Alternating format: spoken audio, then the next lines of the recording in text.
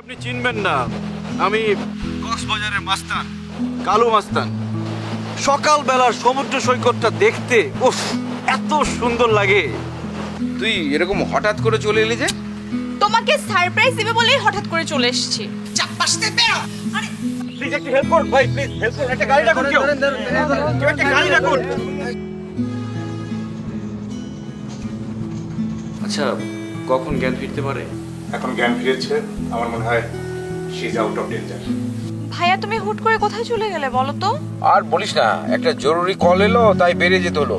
তুমি তো আমাকে ভাবির ফোন নাম্বারটাও দিলে না। পরীক্ষা নিরীক্ষা ছাড়া কি কোনো চিকিৎসা দেবে ডাক্তার? আপু বিশ্বাস করো, ওই ছেলের সাথে আমার কিছুই নেই। আমি তো ওকে চিনিও না। ও আমার পিছে পিছে স্কুলে যায়, আমার সাথে কথা বলতে চেষ্টা করে, বাট আমি কখনো বলিনি। এই সমস্ত কথা তুই আমাকে আগে বলিসনি কেন?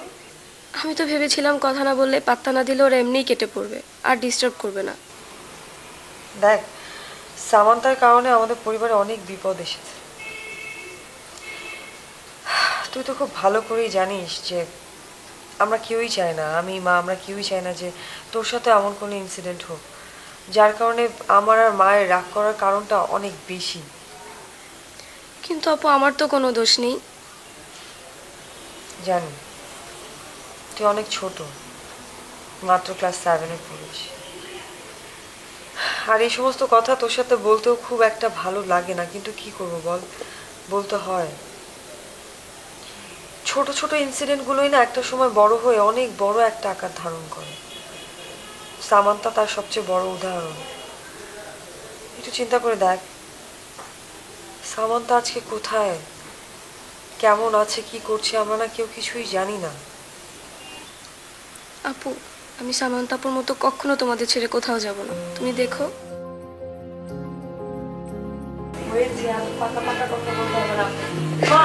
ডাক্তার কি বললো?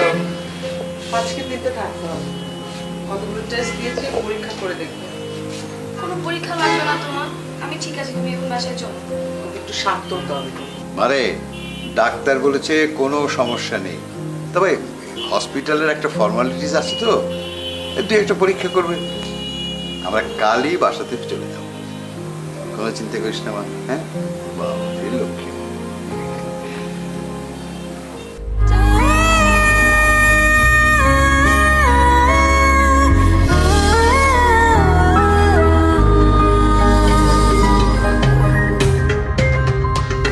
চাচা তুমি কি বলছো এসব? তুমি আমাকে এসব কথা আগে বলনি কেন? শুনলাম তোমার নাকি পরীক্ষা চলতেছে। পরীক্ষা চলাকালীন এই কথাগুলো আমি তোমারে বলি কেমনি? তাছাড়া রুবাই স্যার কি মনে করে? ভাবি কি বিয়ের পরদিনই চলে গেছে? ভাইয়া তাহলে আমার কাছে মিথ্যে কেন বললো? লজ্জায়। তোমার ভাই তো বিয়ে শাদির আশা ছাইড়েই দিছিল, হঠাৎ করে এই বিয়েটা ঠিক হইল। মেয়েটা দেখতে খুবই সুন্দর, ফ্যামিলিও ভালো, তোমার ভাই রাজি হয়ে গেল।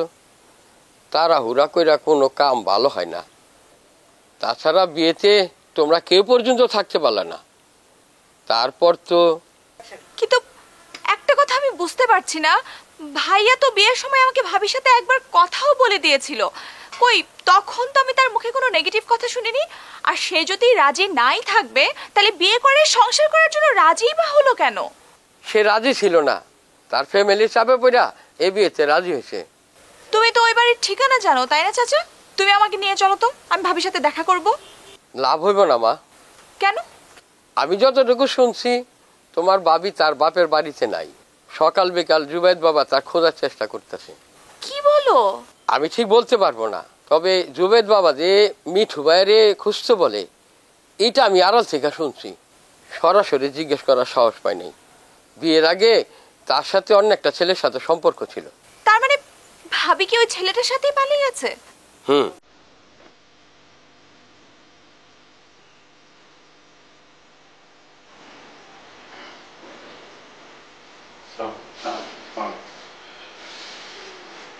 কি খবর? কি ভাইয়া, কি অবস্থা এখন? কি হয়েছিল? না তেমন কিছু না, ওই পড়ে গিয়ে মাথা ব্যথা পড়ে গিয়েছে, মানে মাথা ফাটেনি তো? না। এখন কি অবস্থা? ডাক্তার কি বলবো? এই তো কিছুক্ষণ আগে সিটি স্ক্যান করিয়ে নিয়ে এসেছে। ডাক্তার তো রিপোর্ট না পাওয়া পর্যন্ত কিছু বলবে না, তবে এমনিতে তেমন কোনো সমস্যা দেখা যাচ্ছে না। দেখেন না ভাইয়া, আমাকে শুধু শুধু একটা দিন হাসপাতাল থাকতে হবে। সমস্যা না থাকলে আমাকে বাসায় যেতে দিলেই তো হয়। এখানে কি তোমার কোনো অসুবিধা হচ্ছে? আপনি যদি সুস্থ হন, আপনার হাসপাতাল থাকতে ভালো লাগবে? না, তা ভালো লাগবে না, কিন্তু আমি তো তোমার মতো পড়ে যাইনি, আর আমাকে সবাই মিলে ধরে ধরে তো হসপিটালে ভর্তি করে দেয়নি। কিন্তু আমার তো কিছুই হয়নি। আচ্ছা ঠিক আছে, তারপরেও তো একটা দিনই তো, থাকো না একটু। এই যে সবাই মিলে তোমার আদর যত্ন করছে, এটা তো অসুবিধা কোথায়? হ্যাঁ, আপনারা দুজন তো দেখছি একা, কোনো কিছু প্রয়োজন হলে আমাকে কিন্তু বলবেন। স্নিগ্ধা এখানেই ছিল, সিটি স্ক্যান করিয়ে আনার পরে বাসাতে গিয়েছে। বাসাতে তো কেউ নেই। আচ্ছা, সুমন কোথায়? ও কি খবর পেয়েছে? সকালবেলা কোথায় জানি বের হয়ে গেল, ওর মোবাইলটাও বন্ধ পাচ্ছি। আমি তো ভেবেছিলাম ও তোমার সাথে আছে। ও, তার মানে সুমন এখনো জানে না? না।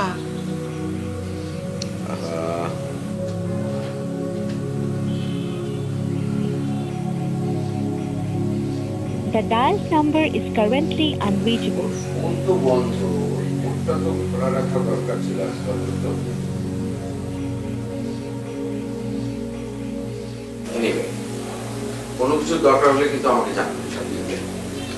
আর একটা কথা আপনাদেরকে বলা হয়নি, সামান্তারা বান্দারবানে নেই, ওখান থেকে ওরা চলে এসছে। নেই? না, কোথায় চলে এসছে সেটা এখনো জানি না, তবে জানতে পারবো খুব শিগগিরই।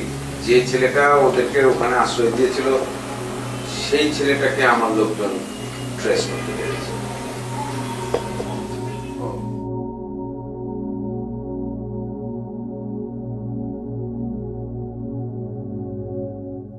Good afternoon.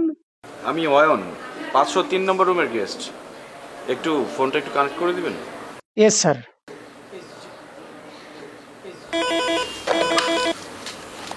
হ্যালো। হ্যাঁ, কি করছো? আমি আমি কি করছি? আমি তোমার জন্য ওয়েট করছি। আচ্ছা, তোমার না সে কখন আসার কথা, তুমি এখন আসছো না কেন? আরে সেই চিন্তা করেই তো ফোন দিলাম। শোনো, আমার আসতে একটু দেরি হবে। দেরি হবে মানে কেন দেরি হবে? কি আইসক্রিম খুঁজে পাচ্ছ না? আচ্ছা শোনো, তোমার আইসক্রিম খুঁজে পেতে হবে না, আমার কিচ্ছু লাগবে না, তুমি তাড়াতাড়ি আসো তো প্লিজ। আরে না না না, আইসক্রিম না।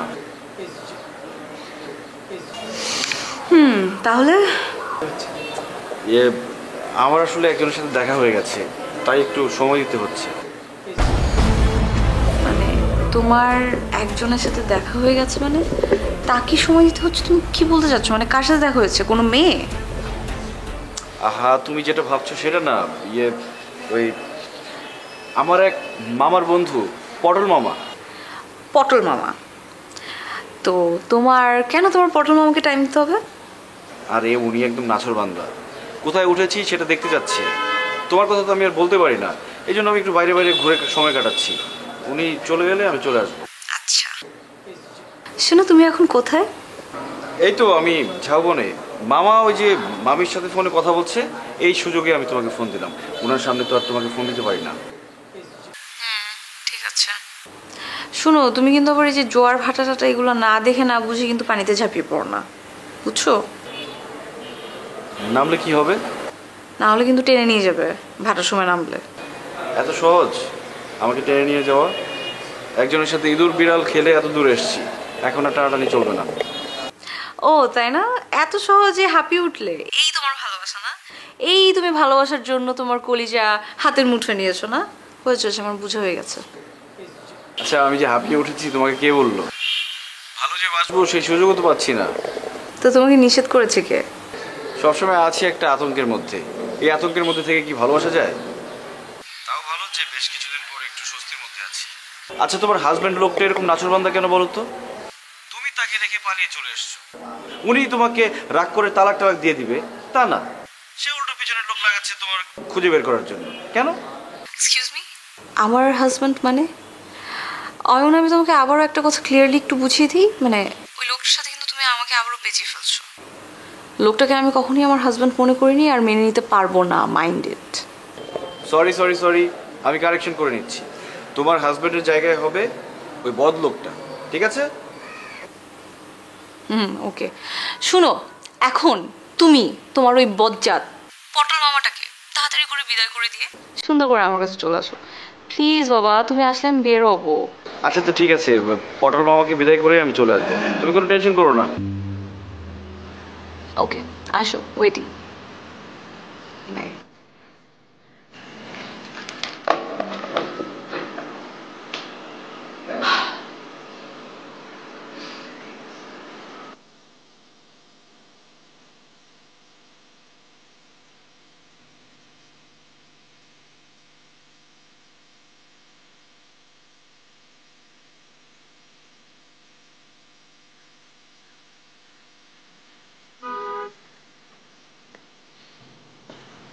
ভালো করে দেখ।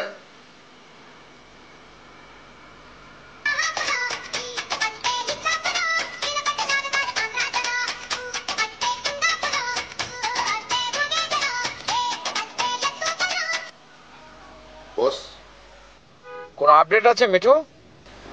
জি না বস, ওই ছেলেটা বলছে ওরা নাকি চিরং হয়ে গেছে। তা আমি দুইটা ছেলেরে পাঠাইছি, ওরা আমার পোষায় নাই। বান্দরবান থেকে চট্টগ্রাম যেতে কতক্ষণ লাগে?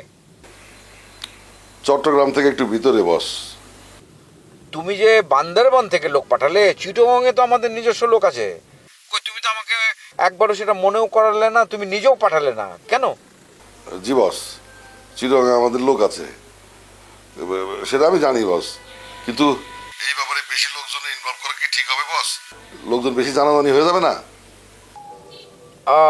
ও আচ্ছা আচ্ছা, হ্যাঁ, না ঠিক আছে ঠিক আছে ঠিক আছে। জীবনে এই প্রথম তুমি একটা ভালো ডিসিশন নিলে। জি বস। যে ছেলেটাকে বেঁধে রেখেছিলে সে এখন কোথায়? বস, রুমে বান্ধা রাখছি, ভিডিও কল দেবো? না না না না, ভিডিও কল করার দরকার নাই। আচ্ছা, ওর কাছ থেকে আর কোনো তথ্য পেয়েছো? বস, আমি চেষ্টা করতেছি, কিন্তু ছেলেটা বলতেছে ওরা নাকি চিরং গেছে, যেই ঠিকানা দিছে ওই ঠিকানায়, এর বেশি কিছু জানে না। মিঠু, ওরা কোথায় গেছে সেটা বের করার দায়িত্ব কিন্তু তোমার। তুমি কিভাবে সেটা করবে তা তো আমি জানি না। ওরা যে বান্দরবান থেকে পালিয়ে যেতে পেরেছে সেটা তোমার অবহেলার কারণে। এখন তুমি ওদেরকে খুঁজে বের করো। আমি তো চেষ্টা করতেছি বস। চেষ্টাটা একটু মনোযোগ দিয়ে করো, মনে রেখো এটাই কিন্তু তোমার শেষ সুযোগ। জি বস।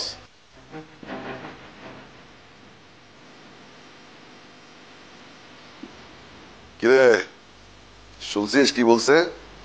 কথা তো বললেন আপনি, আমি কিভাবে শুনব? ঠিক হয়েছে তো।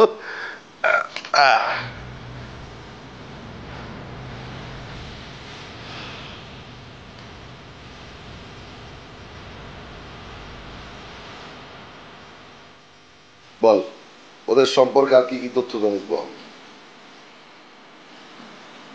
না বললে এখানে এত পাহাড়, একটা পাহাড়ে উঠায় একটা গুলি করে ধাক্কা দিয়ে ফেলায় দেবো।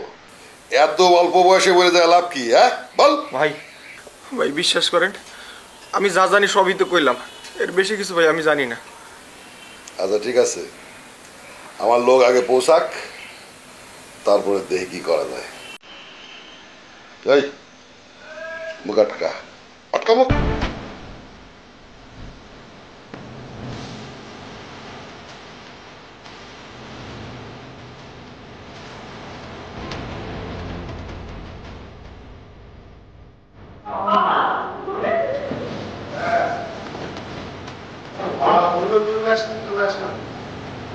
ওখানে তো তেমন কোনো কাজ নেই, আর ওষুধপত্র যা দেবার ওখান থেকেই দেবে, বাইরের থেকে কিছু আনতে হবে। Thank you. আমি চলে আসার পর ডাক্তার কি কিছু বলেছে? না। ও, সামান্তার হাজবেন্ড এসেছিলেন নাকি? হ্যাঁ, তুই চলে আসার পর পরই এসেছিল। ও তো বললো সামান্তা বান্দরবান থেকে চলে এসেছে। চলে এসেছে? কোথায়, ঢাকায়? সেটা তো এখনো জানতে পারিনি। জানতে পারিনি। তাহলে কেমন করে জানলো যে ওরা চলে এসেছে? ওরা বান্দরবনে গিয়ে যে ছেলেটার কাছে আশ্রয় নিয়েছিল তাকে রুবায়েতের লোকজন ধরে ফেলেছে, সেই বলেছে। ও, তার মানে ওরা কেউ বলতে পারেনি যে আপনি সামান্তারা কোথায়?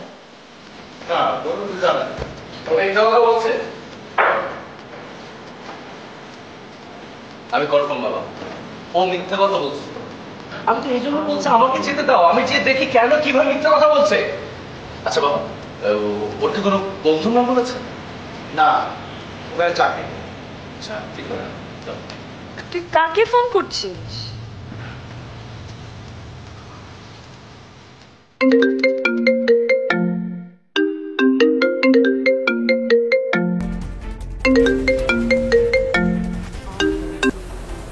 হ্যাঁ সুমন, কি খবর বলো? ভাইয়া ওই অয়নের যে বন্ধুটা ধরা পড়েছে তার নামটা একটু বলবেন? তুমি এখন কোথায়? একটু আগেও তো তোমার ফোন বন্ধ ছিল। আমি একটু বাইরে ছিলাম, মোবাইল ফোনে চার্জ ছিল না। এখন আমি বাসায় আছি। ভাই একটু নামটা একটু বলেন না। ওই ছেলের নাম দিয়ে তুমি কি করবে? আমি একটু মিলিয়ে দেখবো যে আমি চিনি কিনা। যদি একবার চিনি আর ওকে যদি আমি হাতের কাছে পাই, এমন হাল করবো না আমি কেন, ওর 14 খ্রিস্টকে চিনতে পারবে না। তোমাকে কিচ্ছু করতে হবে না, যা করবার আমার লোকরাই করবে। তুমি এখন হসপিটালে চলে যাও। সিনথির কখন কি লাগে সেটা তো কেউ বলতে পারে না। আর দয়া করে মোবাইলটা খোলা রেখো, ঠিক আছে? জি ঠিক আছে ভাই। আচ্ছা বাই।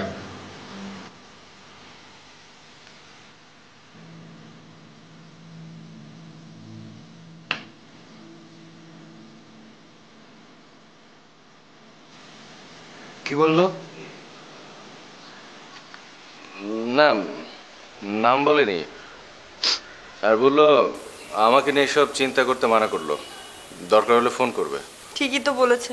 তুই কেন শুধু শুধু মাথা গরম করছিস বলতো? মাথাটা ঠান্ডা রাখ। আর এখন কোথায় যাবি? হসপিটালে যাবি? তো তাছাড়া আর কি করবো? আচ্ছা ঠিক আছে, তুই যা, বাট সাবধানে। হ্যাঁ আচ্ছা বাবা, গেলাম।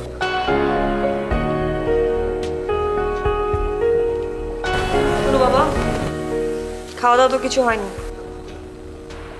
হাত মুখ ধুয়ে ফ্রেশ হয়ে না, আমি তোমার জন্য লাঞ্চ রেডি করছি, ঠিক আছে? সুর খেয়ে বেরোলো তো? ও খেয়ে দিয়ে বেরিয়েছে। তুমি ফ্রেশ হও তাড়াতাড়ি, 2 মিনিট। লাঞ্চ রেডি করে দিচ্ছি। আচ্ছা তাড়াতাড়ি।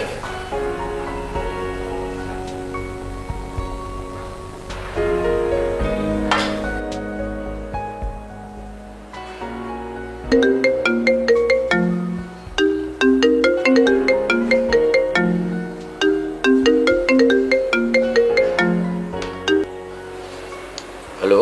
হ্যাঁ রিনি বল। ভাইয়া তুমি কখন আসবে? কখন আসবো সেটা তো ঠিক বলতে পারছি না। কেন, তোর কি কিছু লাগবে নাকি বল? না, তুমি দুপুরে খাবে না? আরে আমার খাবার নিয়ে ভাবিস না, আমি কিছু একটা খেয়ে নেবো। তুমি তো মনে হয় এখনো কিছু খাওনি। খেয়েছো? মনে তো হচ্ছে না খেয়ে আছো। আরে এখান থেকে কিছু একটা আনিয়ে নেবো, তুই খেয়ে নে। এতদিন পরে আমি আসলাম, ভাবলাম যে তুমি আমি একসাথে মিলে লাঞ্চ করব। তো লাঞ্চ হলো না একসাথে, তাতে কি? একসাথে ডিনার করব। এখন রাখি রে। হ্যাঁ আচ্ছা ঠিক আছে। আচ্ছা।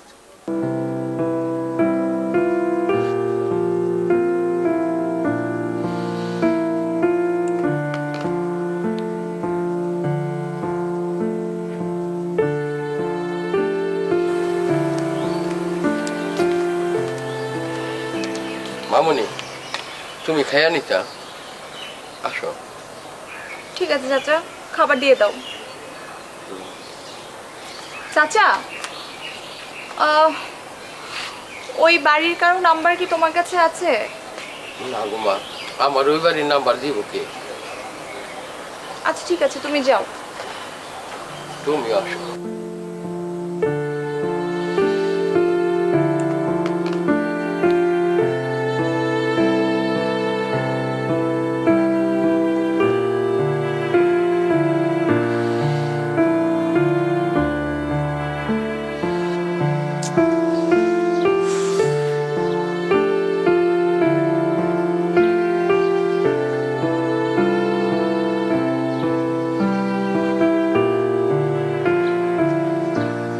এই পাপা কিরে কি হয়েছে দোস্ত? এদিকে আয়। কি হয়েছে দোস্ত? এই তোর এদিকে আইতে কইছি না? কিরে এদিকে আয় দোস্ত। আচ্ছা অয়ন কোথায় রে?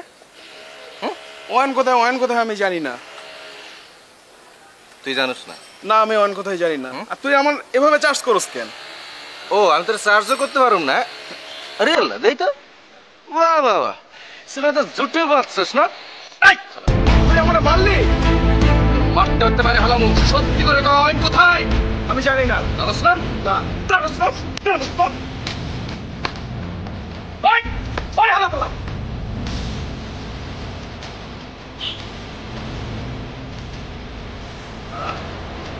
আপনার কাছে পায়।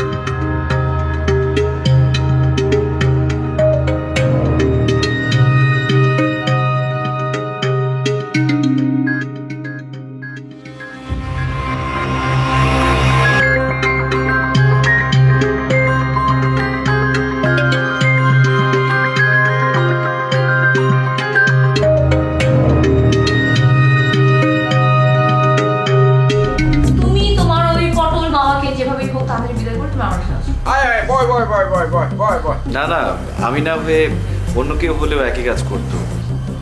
সুমন যেটা করেছে অনেক অন্যায় করেছে। ও বাসায় আসুক, আমি ওকে অবশ্যই বলবো কাজটা করাও ঠিক হয়নি, কিন্তু তুমি কোনো রাগ করো না ওর। তোমার সঙ্গে তখন একটা মিথ্যে কথা বলেছিলাম। পটল মামাটা আমার কিছু না, এই জন্য সোজা কক্সবাজার চলে এসেছি।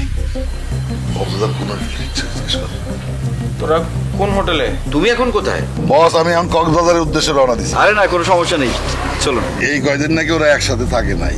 আর ওরা একসাথে থাকবেই বা কেন? ও তো আমার বিবাহিত স্ত্রী।